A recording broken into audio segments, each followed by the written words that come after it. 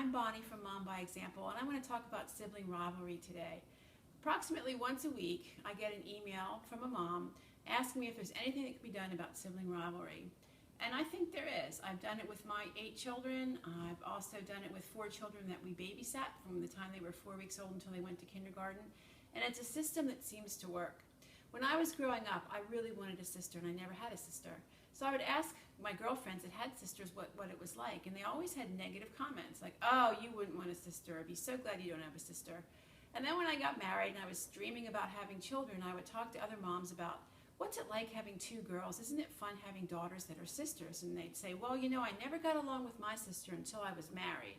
Or they'd have other negative comments, and they'd say, well, I hope it's better for my daughters than it was for me. And I thought, you know what, God, if you bless me with children, and if I have daughters, I'm going to do my best so that they are friends. And I thought, wait, I'm not going to stop there. If I have sons, they can be friends too.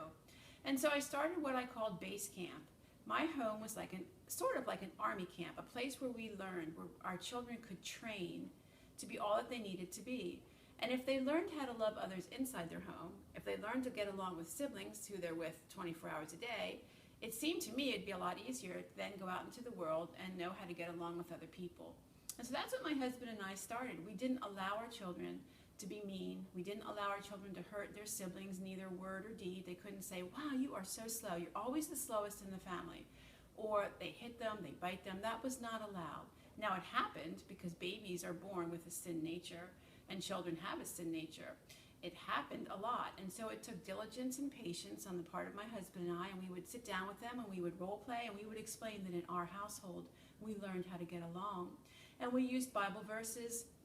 There's a lot of verses in Matthew that talk about Jesus came as a servant and we are to do likewise. We are to serve others. It says in Philippians that we are to imitate Jesus who came to serve, and we are to value others more highly than ourselves, and we would use verses like that. We'd role play and communicate. We would teach them how to communicate. If they were frustrated, even a 3-year-old can say, I'm frustrated, I'm mad. And then we taught them how to work out a situation. We taught them that in Colossians it says to clothe yourself in compassion and kindness and gentleness and humility. We would say, did you get dressed? Did you forget to put on your compassion today? And we would talk about it, and we would memorize verses.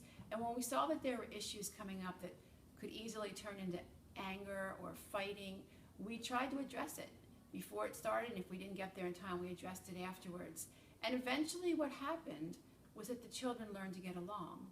And when they get along inside their home, it becomes much easier when they leave their home, whether it be Sunday school or on vacation, meeting new families, in church, wherever, in the workplace as they get older. If they've learned those skills, if they've learned how to communicate and how to get along with people when things aren't always going your way, it goes a long way outside of our home.